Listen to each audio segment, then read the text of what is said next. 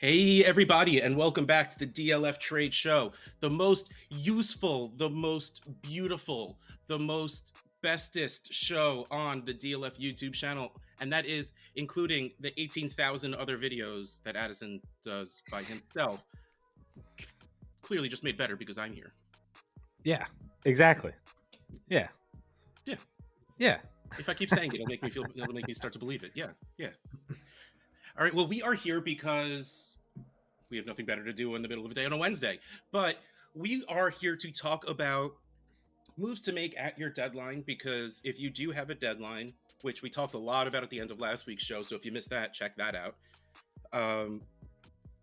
If you do have a deadline, hopefully it is the kickoff of the playoffs, which, if you have to have one, I think is the only right answer.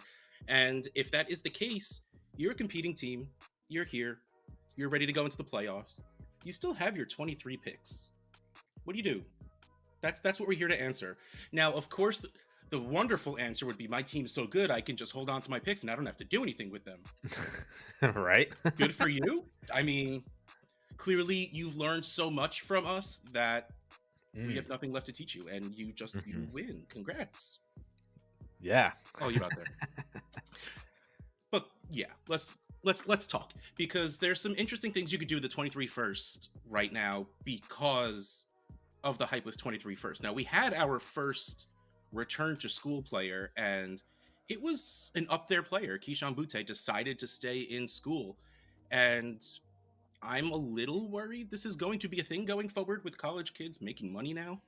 Yeah. Especially, There's massive NIL deals. Yeah, and these athletes have pride, which I don't understand.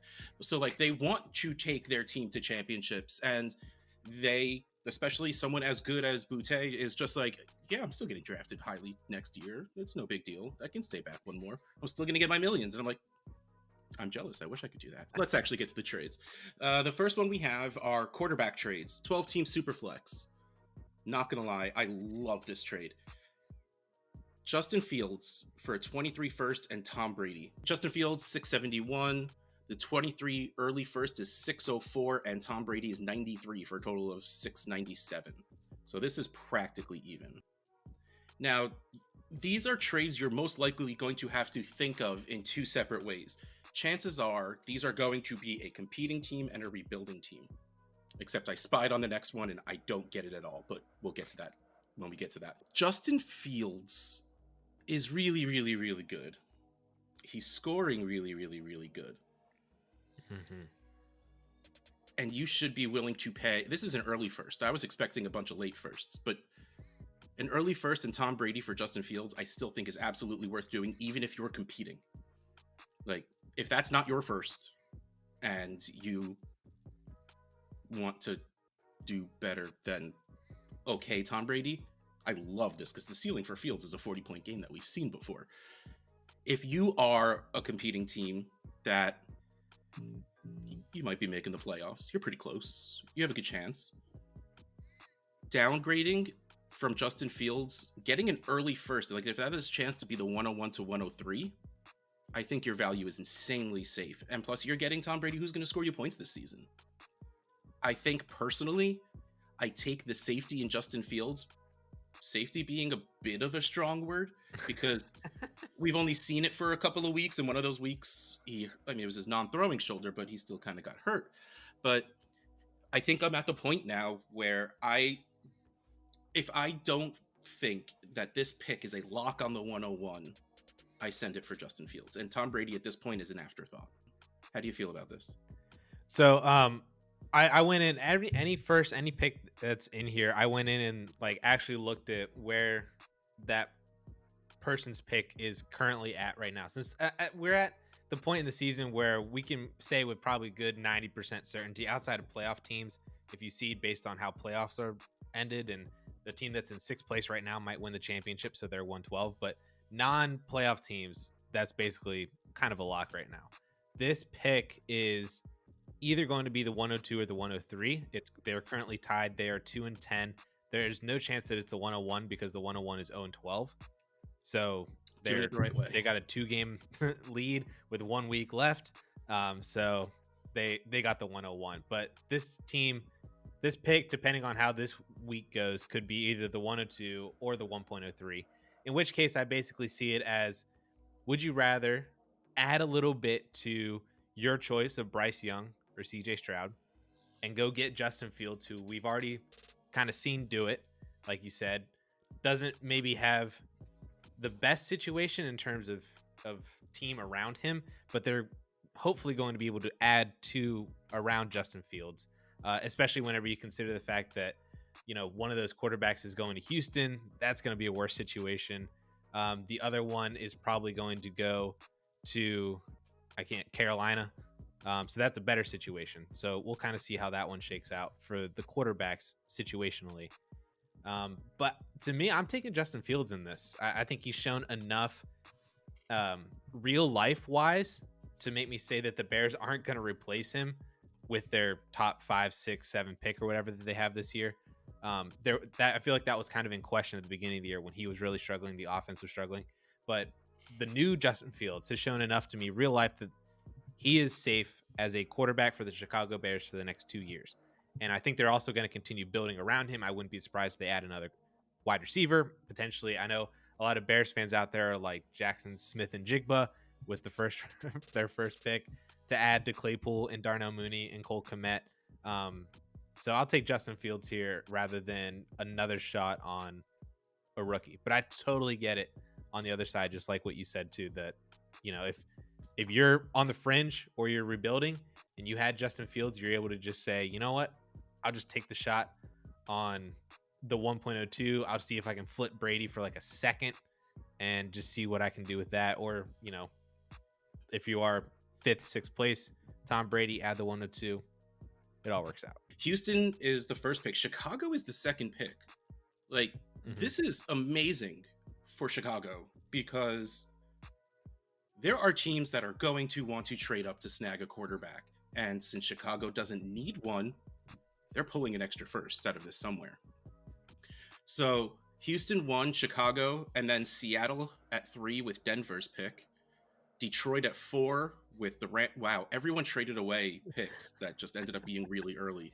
Denver traded to Seattle in 3. The Rams traded to Detroit for 4. The Saints traded to the Eagles for 5. And then you have Carolina, who could be in line to trade up. Jacksonville, no. Arizona, no. Indianapolis and Atlanta, it doesn't seem to be their way. But, you know, maybe. So, like, there's a lot of teams that the further you go down, the more it's going to cost to trade up. So if Chicago can trade back, they can just improve their team as a whole and not just get one good thing for Justin, to help Justin Fields. Like, you trade back to 7, 8, 9, 10, end up pulling probably the wide receiver 1, whoever they want it to be, and then getting another offensive lineman out of it, and then all of a sudden that offense is a lot better. Yeah. So I'm here for this. I'm ready for the Justin Fields. But let's move on to the next trade. The next trade is Trey Lance for a mid-first and Zach Wilson. So while this does say, caution, Team B is giving up the highest value asset and the most pieces in the deal, it is 348.6 to 384.2. So, I mean, that's even. And Zach Wilson still comes in at 144.5. I mean, I kind of want zero to do with Zach Wilson, and honestly, I don't think I'm trading a mid-first for Lance. I think this is going to sound terrible with these words that are about to come out. Lance got a little lucky that Jimmy Garoppolo broke his foot. I mean, yeah, the team was doing really, really well, and if Garoppolo took them to another deep playoff run, it's really hard to justify putting Lance back out there. Well, Garoppolo is not going to need surgery, so they're saying that he could be back for the divisional game. Oh, if they survive the wild card, Jimmy G could potentially be back for divisional. Very interesting, but even still, running quarterback, broken foot, that scared. Well, Lance now, you know, running quarterback, broken foot, that's a little scary. So the only piece of this trade I really want is a first, but I absolutely understand the move if you believe in Trey Lance. We have seen in the very small sample size of Lance playing that even if he passes 7 passes a game, he's double digits and most likely high teens without trying. That's how much he's going to run. And again, any quarterback is going to be safe in this offense because all they need to do is throw a 4-yard pass. This entire team is built around yards after the catch. So I get it. I'm just a little Brock Purdy had like 252 and he didn't do anything. Exactly. Like that's now, especially like that was even before bringing in Christian McCaffrey, and now Christian McCaffrey's still there. So how do you feel about this? Like, what are your feelings on Lance, and do you think Zach Wilson starts next season? No, I think Zach Wilson's done. I think he might go the way of the Baker. I could see him kind of getting another shot if a team like like you just said, like Indy doesn't seem to be their way, and maybe he's not old enough. Like Indy is absolutely going after Aaron Rodgers or Derek Carr. It's the way I can see that now. But maybe Indy's like, you know what? We've been trying these old quarterbacks. They haven't really worked out. You know what might work is the young quarterback who sucks. That might do it. Flamed out miserably. That's the way to go. Yeah. The downside for Zach Wilson is he just got Josh Rosen. Like that's like we might never Not see even Zach because Wilson. at least the Cardinals drafted Kyler Murray. And that was why he was replaced. Zach Wilson just got benched and never saw the light of day again. Yeah. I think I don't want anything to do with him. I don't think he's a starter in the NFL. I don't think you're going to want him at all. And so, yeah, he's basically like a 0 for me in this deal. So Lance for the mid first. I think I kind of get it. If you're in that mid first territory, and especially if you're leaning towards later, like it's like you're mid first because you're the 5th or 6th seed in the playoffs, you get booted in round 1. So you're leaning for a later first. I could see making that move for Trey Lance because you're not going to get a quarterback that had the draft capital at that pick in Superflex leagues, right? Or you're going to have to take the shot on like Anthony Richardson just declared. So I've seen a lot of people say that if Anthony Richardson gets, top 10, top 15 draft capital, he is a top 5 Superflex pick. And I'm like, boy, I'd rather just go with Trey Lance then. If that's going to be my two options is Anthony Richardson or Trey Lance. So I get it. I don't know if that's the move that I would do. It just feels weird. It's risk. And that's trading picks for risk is a very weird thing for me because picks are probably the safest asset in Dynasty. They are guaranteed to just keep growing in value until it's time to use it. And even still, you can pass that to next year, gain some more value, and just keep passing that buck down. Like, yes, Lance absolutely will most likely. That's just a fantastic phrase. There's a very good chance that Trey Lance has a higher ceiling than the players being drafted at the 107, 108 area. I want to see him running first before I even consider doing that. I was going to say, do you think it's possible that you could still make this move in May? Oh, yeah. Or at least after, because we'll have more clarity on the Jimmy Garoppolo situation before or around the NFL draft, right? I would hope if whether or not he's still a Niner, if, all that, like if they sign him to a new contract or something like that to make it seem like they're done with Trey Lance and they're willing to stay with Jimmy G. I feel like you'll have more clarity. And regardless of what that outcome is, like if it's pro Lance, I still feel like you can make this deal at that time. So why not just kind of wait and see? Maybe you add a second. Zach Wilson right now isn't a second, but I just don't feel like I want to do this trade now because the risk is all on your side. Yep. Yeah. Yep. All right, let's move on to running backs. Oh, okay. Deontay Johnson and a late first for Breece Hall in a 12-team Superflex league. This is Breece Hall all day. Just going to say it before I even go over the values. Breece Hall coming in at 556. Deontay Johnson, 289. A late first at 265 for a total of 554. Complete even value. Breece Hall still very well until rookies are put into the ADP can at any given moment be the running back one. He did that well. He's still 21 at the moment, and nothing the Jets have put in the backfield has shown a lick of talent, which makes me so sad because I love Michael Carter. Just he's not it. no less he can't stay healthy. So Deontay Johnson's good. That offense is going to be very strange for a little bit. I don't think we're going to see top 15 wide receiver Deontay Johnson again for another year or two, and he's already 26. Mm-hmm. So we're talking a wide receiver 2 and a late first for someone I can talk about being in conversation for the running back 1. So yeah, to me, this is so easily Breece Hall.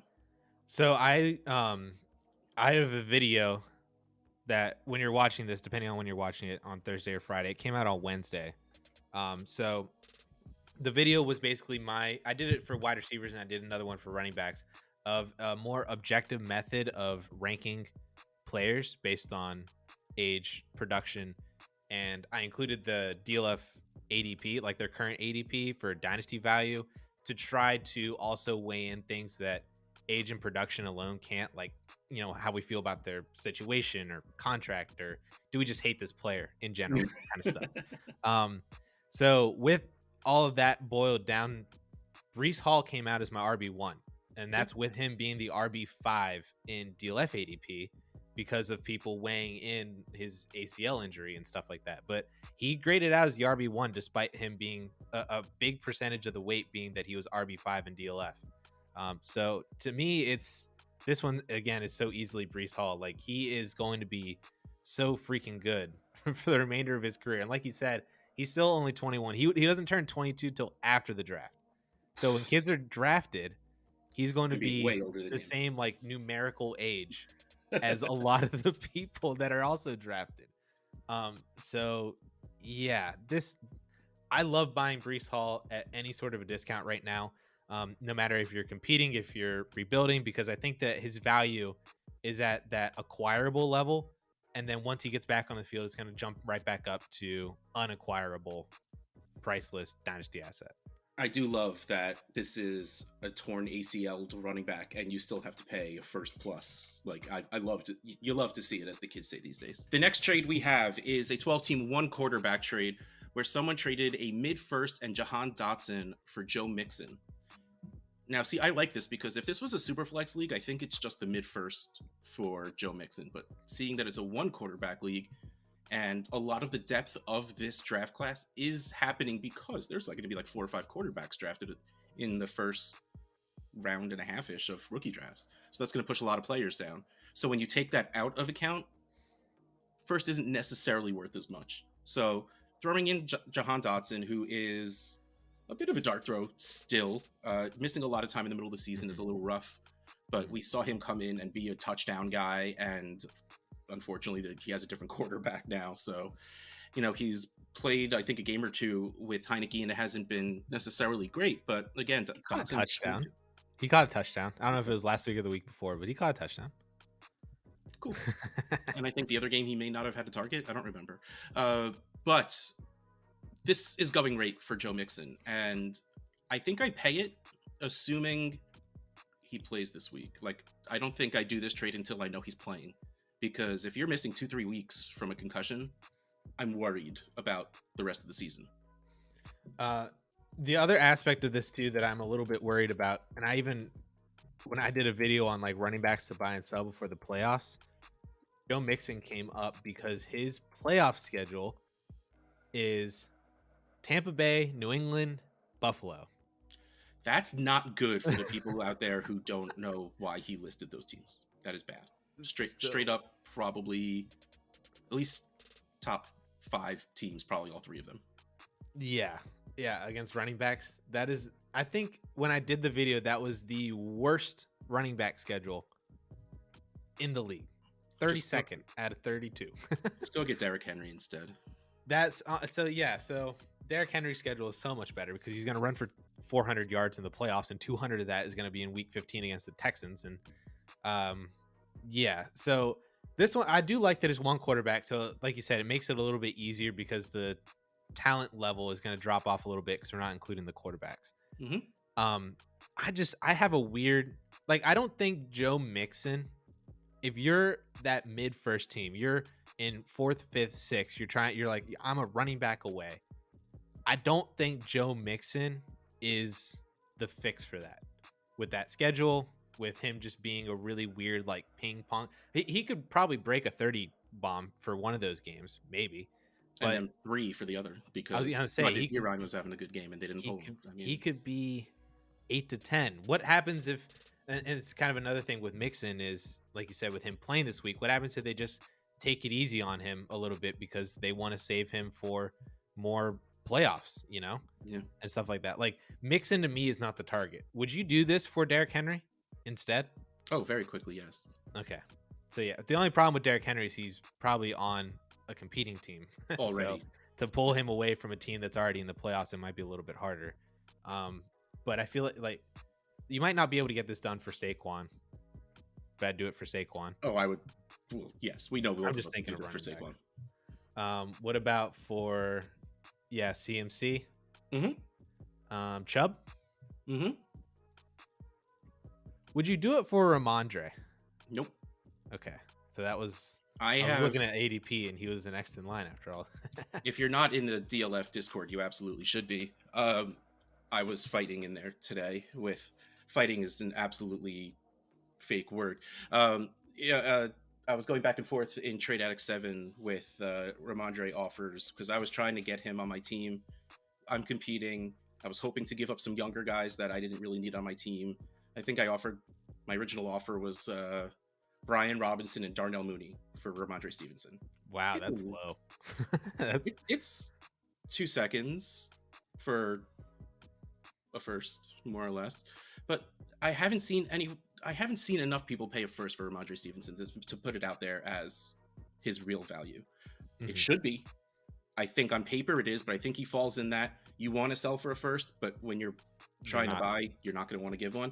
Mm-hmm. I mean, and then he countered asking for a 24 first that I had. It just so happens that is the second worst team in the league. And I'm like, I'm not giving up the chance at the 24-102 for Ramondre Stevenson. Sure. And it was a lot very funny fighting in between because no one was really giving all the details. So it was just really fun to just yell at each other like we're crazy. Well, like the other one is crazy.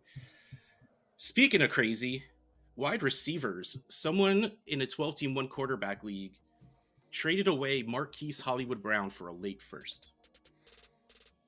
I mean, that's so easily Hollywood Brown to me. Is there a world where it's not? Like, No. Can you think of an unbiased reason why that would not be Hollywood? He missed however many games because of a foot injury, which everyone was terrified of his feet, and came back to 8 targets. They did not ease him in. There was no limitations on him whatsoever. He came back and he was the same as he was before Hopkins was on the team.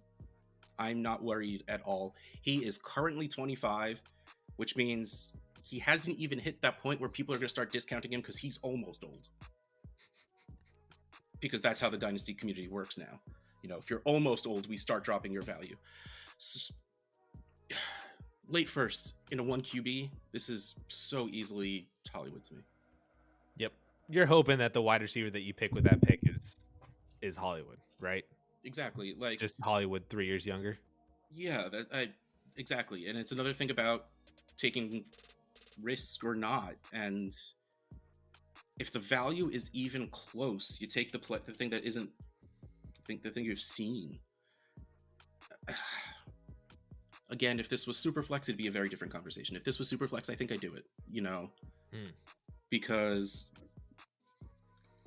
picks are easier to sell than players. And if at that point, if the value is the same and you have an active league and you're rebuilding and maybe you're just not a Hollywood guy, yeah, you take the pick and you flip it for whatever you can get for it. But right, if I'm keeping this pick or if I'm keeping Hollywood after this trade, the answer is so easy Hollywood for me. I agree. Yeah. This one is interesting. We're stepping down from firsts and we're sending a mid 23 second for Keenan Allen. In 12-team Superflex, Keenan is worth 164 and a mid second is 134. And if I'm competing, I do this for Keenan all day.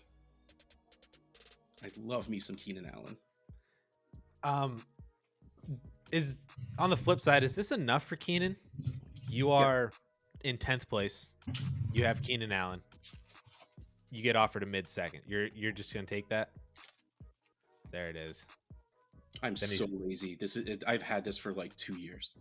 That's that. You can't see it because it blurs my background, but that is a Chargers helmet with Keenan Allen's signature on it. Yep. Here's the thing. Keenan Allen is 30 years old. Keenan Allen is a possession receiver. Keenan Allen is a slot receiver. Keenan Allen is not flashy. And especially if you're playing in a league with people who weren't playing fantasy football in the 2014-15 area, they don't know Keenan Allen. Like, Keenan Allen was a top 10 scorer. Like, he crushed it. And he is now insanely safe, but still has a great ceiling if he's the one to score the touchdowns. So, yeah, I don't think there's a world you're getting a first for Keenan. Whether you say like I have to get a second and a third, 2 seconds, maybe if one of them is the 212 seemingly, maybe. But a second for Keenan Allen seems pretty on par. In which case, if I'm scoring, I want Keenan. If I'm not, I'll take the pick because I still don't see a world you get more than a second for Keenan. Yeah, that's probably where we're at right now. I think Keenan Allen is about to go the way, if he stays healthy, he's about to go the way of Larry Fitzgerald. Where, I mean, do you remember when Larry turned 30? Every single season was that final season until he was 35 and he had 3 straight 1,000-yard seasons in his 30s. So this is it. Michael Floyd, he's the next Larry Fitzgerald. This is it. Steve Preston, he's the next. He's taking Larry Fitzgerald's place. Nope, nobody's doing it. Every single year. The only thing that I know, a lot of Keenan Allen people, like people who are like, well, this is another kind of red flag for Keenan Allen, is his contract situation, because he's got 2 years left on his deal after this season. But he could be cut to save 15 mil this year and then 23 mil next year. Yeah, but do you take away Justin Herbert's safety blanket? No, you restructure that. Right. That's why I'm thinking it gets restructured for sure. But I think that you're looking at Keenan Allen, I think, for the next 2 to 3 years still being that discounted weekly production that is going to give you, he's just going to be a wide receiver 2. And when he catches a touchdown, he's going to be a back end wide receiver 1. It's going to be like the Larry Fitzgerald effect. If you remember that from like 4, 5, 6 years ago, whatever it was, where every year was the last year for Larry Fitzgerald, but every year Larry Fitzgerald was just still Larry Fitzgerald. So hopefully Keenan stays healthy and we can see that. And the thing is, it was a transition for Larry Fitzgerald because, again, unless you've been playing for a long time or watching football for a long time, Larry Fitzgerald was an ex-wide receiver. He was a downfield guy. He was always freaking amazing. Like, that dude's hands are unreal. But it was a transition to move him into a slot, to turn him into what we saw for the last 5 years of his career. Keenan's doing this already. He's been doing it the whole time. So, like, honestly, like, absolutely, you're riding him fine. Absolutely happy to put him in your lineup for the next 2-3 years. Amen. This is a monster. Okay, let's go. Tight ends, 12-team Superflex tight end premium. When Travis Kelce is on one side, the answer is yes, Travis Kelce, please. But this is a big one. Let's put it out there. Travis Kelce worth $590. Here we go. 2 mid-23 firsts, Matt Stafford, Darnell Mooney, Cam Akers, and Adam Troutman. You don't really accept trades when there's 8 things on the other side, just putting it out there. Mid firsts are worth 384.2. Matt Stafford still holding at 219. I'm pretty sure they're faking his injury just to shelf him, by the way. Darnell Mooney, 125. Cam Akers, 70. Adam Troutman, 12. Good for him, still having value. For a total of 1194. So this is mostly 2 firsts and a lot of blah. I do this if I'm competing. I'm not gonna lie. It's wrong. It's too much. I mean, I'm not even talking about the compiled value of all of those players. Like, take this down to 2 firsts for Travis Kelce. I think I do it. I think I send 2 firsts for Travis Kelce. If I am trading away Travis Kelce, I'm thrilled to get 2 seconds because his production is undeniable. He is still 8 points per game over Mark Andrews, and he is 110 points total over Mark Andrews. Like he's it.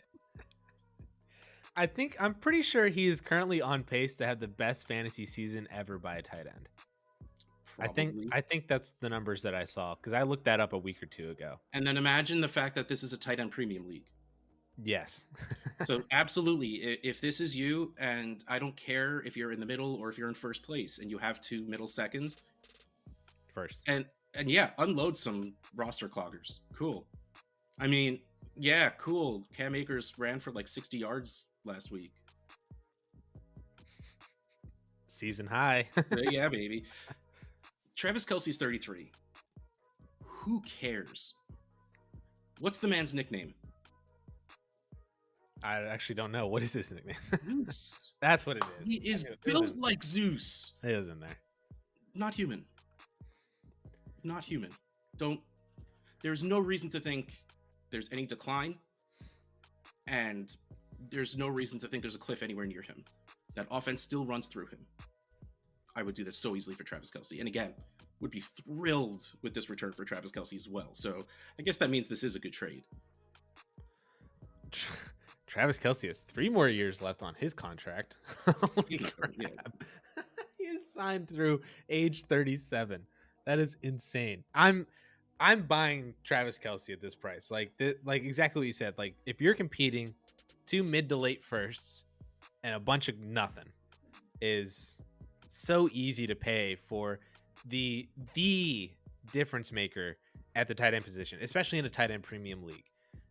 If you're not in tight end premium, you can knock off like Darnell Mooney. Keep Darnell Mooney, send the rest of it, and then you're good. And just regular. Yeah, this is so easily Travis Kelce. The fact that they traded away Tyreek Hill made him the focal point of the offense. Unless that they're drafting another wide receiver, then you're talking about a rookie wide receiver, coming in. And I know rookies have produced really well recently, but that's not going to pull away from Travis Kelce. Still Travis Kelce. There is absolutely nothing that you have seen this season that makes you think Travis Kelce is wearing down. Not going to be Travis Kelce next year. He's going to be catching 1,000 yards for the next 2-3 years, and just enjoy it. Take the production, and congrats on a championship this year. Exactly. Next trade we have 12-team Superflex. It's George Kittle for Dallas Goedert and a late second. George Kittle comes in 12-team Superflex. I don't remember if I said that. George Kittle comes in at 276, Dallas Goedert 188, and the second 96 for a total of 284. There's talk of Dallas Goedert coming back week 15. I don't want Kittle. That's really what this comes down to. I'll send that second for Gerald Everett or something else at tight end just to band-aid until Dallas Goedert comes back. Mm-hmm. Kittle's not it anymore. He is either 30 points, which is fantastic, or he's 3. There's no in between this season. Like I was listening to the DLF flagship pod. I was running errands today, and Ryan McDowell pointed out he is either tight end 7 and up or tight end 23 and down. Nothing in between. Thanks. That's crazy. And now with Garoppolo being out, I think it leans less for Kelce, and McCaffrey's going to be that entire offense. Yeah, it's that I think is the biggest thing for the Jimmy Garoppolo injury is the fact that basically everybody not named Christian McCaffrey, and probably Deebo Samuel as well too, because I think he gets manufactured touches. We'll talk about that in a second. Sure. I don't think Ayuk and Kittle are going to be anywhere. Like they already were kind of iffy in terms of trustworthiness on a weekly basis, and then that is now just like greatly multiplied by Brock Purdy being in, or whoever else, the Josh Johnson coming in as well too, until Jimmy G returns. I completely agree with you. I don't want George Kittle. He is a top 5 dynasty tight end because he has to be, because he is one of 5 or 6 tight ends who have the ability to score 30 points in a week. Yeah. The other 50 can't. That's the only reason why George Kittle's up there. But Dallas Goedert is another one of those as well. I think you're dropping down in age, so you're gaining a little bit of youth back. 2 years, Um, yeah. you were getting a tight end who started to become the focal point of his offense before his injury. Like, I think he was being a top 5. Like, I was getting ready to put Dallas Goedert over George Kittle in Dynasty up until his injury. I And agree. I think you probably, like, I don't think that's going to be a tough ranking to do, like, in the spring and in the summer. You're going to be like, I just would rather take Dallas Goedert over George Kittle. And the fact that you're able to get a second on top of that in a Superflex league is fantastic. So Yeah. If we were to, okay, so if you're in the playoffs or you're making the playoffs and you are at the point where maybe you just don't think you can trust starting Goddard the rest of the season because maybe he'll come back slow and you just won't be able to trust whatever workload he gets, and you want to trade this, you want to make this trade, you want to trade away Goddard in a second, I would be aiming for Freiermuth, Hawkinson, yeah. Like, yeah, you're probably overpaying in the long run, but you are getting very safe players who have a bit of a ceiling. I mean, Goddard has a higher floor and ceiling than both of them, and yeah, Kittle has a higher ceiling than those two guys also, but a much lower floor. So, especially a tight end with being such a weird position, I am absolutely fine paying for safety. In which Goddard, no, which Muth and Hawkinson absolutely are. I'll add Dalton Schultz into that list as well. Fair, yes, absolutely, yes. Or you could just say, if you have Kittle, you're competing and you're worried about because Goddard's out, just take the trade anyway, and then use that second and just go get, like, I don't know, David Njoku or something like that. Njoku, Everett, Komet, even though it's a little rough because he has a bye week this week. Every single tight, after a certain point, every tight end is the same. So it really might not matter at all whether or not that you had Goddard in your lineup or not. But I'm making this trade 10 times out of 10 if I'm rebuilding, if I'm competing. George Kittle's off my team for Goddard in a second. Yep. Okay, we are going into Russ's inbox because I have a good team. I know it's hard to believe, but I have a team that, hold on, let me actually pull up the team so I can be more specific in what is going on in this league. I lost a crucial game. I am now in third place, even though I by far have the most points scored by 250 points. Wow. Yay, random records. And I'm in third place. If I win and the team ahead of me loses, I'll get a bye just based on points for, because we'll have matching records and points for is our tiebreaker. And well, Brock Purdy went for 180 fab out of 200. Gross. That dude waited all year to spend his fab and had to drop it all on Brock Purdy. Yeah. Also is a rebuilding team, so I'm guessing he's hoping to get a trade out of it. Oh man, you're gonna get an offer for him for a third or something like that. Still better than fab you're not going to use, I guess. I guess so.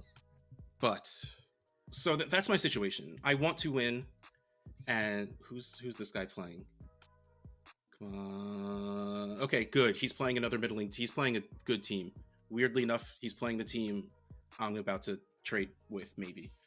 So I went big in my first trade offer, and I have Debo on my team, which is why I said we were going to talk about him soon. And my original offer, take a second to soak this one in. Michael Pittman, Debo Samuel, 224 seconds for Dalvin Cook and Steph Diggs. You swung for the fences. I did. That's for sure. Yeah. Like, is this guy rebuild it? Where's this guy that you're trading with? Just missed the playoffs. Okay. I don't know if you said that or not. Will not make the playoffs this year. Okay. I thought it was strong, but clearly not a smash accept because they rejected it. And I know they just didn't want to give up Diggs. So I get a counter straight up Debo for Dalvin. And I'm frozen because, first of all, 1-for-1 trades scare me because you get to watch week to week who scored more points. But right now, I feel like Debo should be worth more than Dalvin. Mm-hmm. Then the injury to Garoppolo happens. What's Debo's scoring going to be like? Okay, we got to take that into case. It's after the season. What's Dalvin's value going to look like? What's Dalvin's value now? Most people can't get a first for him. You should be able to get a first for Debo, even though he is not good this year. I think we've seen the best of Debo, but even still, pretty good Debo should still be worth a late first. So I'm frozen in, do I take the value hit for what should be more scoring this season, or do I stick to value and try and find something different? And I don't know what else I can find. So tell me what you think about Debo for Dalvin, which the analyzer has somewhat heavily in favor of Debo at 460 to 370. Yeah, this is a weird trade because I feel like these are just two players that I just don't want any part of right now. like how you said about you should be able to get a first for Dalvin, but nobody can. I feel like that's all. Like Debo is the wide receiver version of Dalvin Cook value wise. That's why I think you're having such a big issue with this, is because even though the analyzer says that Dalvin Cook is about, give or take 190 points less than Debo, which isn't completely insignificant, it's still weird because Debo's value seems to be declining every single day, every single week as well, especially with Jimmy Garoppolo out. And then there's this part of it. Dalvin's schedule going forward. This week he gets the Lions, which MFL uses fantasy points against to rank. They're the 10th. But honestly, I want to win this week, but it's not the biggest deal if I don't. I'm stuck at third is the lowest seed I'll be getting. Maybe I move up to second, I get a bye, but if not, even if I lose, I stick at third. So after that, it's the Colts who are 25th, Giants who are 16th, and then the Packers who are 26th. It's a really good schedule. And if the Colts play like 2 weeks ago and not last week, it could be a high-scoring game. Or with all three of these teams, with their offenses not being great, it's just they use Dalvin to grind it out. Or Madison. Can you get like a 24-second with Cook and just make this so much easier? Okay, so they have my 23-second, which means it's going to be... Oh, there you go. The 212. Yeah. There. Yes, it is. Yeah. Can you get that done? Add a third. Make it sound cool. I don't have one of those. Oh, yeah. They're trade pieces. But if you can make it be Dalvin and your second coming back for Debo, I'm in on that. I'll throw my 24-second to get my 23-second. Why don't you just try it with... Don't give him nothing back. Just see what happens. Okay. But I think if it comes down to it and I reject this, I might just take it straight up. Because I really just do think Dalvin's going to score more points for the rest of the season. And that's really, honestly, all I care about. Yeah. Because both of their values are going to be really, really weird. Well, funny enough, a late 23-second makes this 465 to 459. So there you go. All right. Well, I sent it. All right, we're ending this now because I'm just going to be sitting here freaking out about this trade, even though it's not really that big of a deal. I could still walk in with Debo and be all right. But this has been the DLF Trade Show from the DLF YouTube channel. Russ Fisher, Dynasty Outhouse, Addison Hayes at AmazeHayes _. Good luck in your last game before the playoffs. Oh, real quick, no, before we go, last week at the end of the show, we talked about trade deadlines, pros, cons, and all of that stuff. I found one thing that I might lean in favor of a trade deadline, and it is the most not serious or not high level thing in the world. It is really hard to trade depth pieces when there's no trade deadline because there's no reason to do it ahead of time. I think if there's trade deadlines, you'll see a lot more second for this guy, third for that guy, to try and build up the depth of your team, because if someone gets hurt, you're screwed.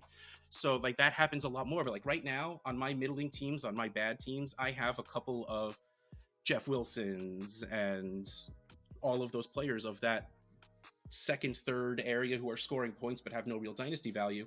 And I can't move them right now because no one really needs to take them. So that's the one thing I think works better if there is a deadline. It is those really, really small depth trades. People are making those trades in preparation for, like a break this just in case kind of thing. Exactly. With deadlines. Whenever without deadlines, they will wait until if they need it. Yeah. I wanted to just show everyone that I'm serious when I say I'm looking for reasons for pro deadline, and that's not really anything that's going to sway my decision, but it is something I thought of. Yeah, that's not bad. All right, Russ, Addison, DLF Trade Show. Catch you next time.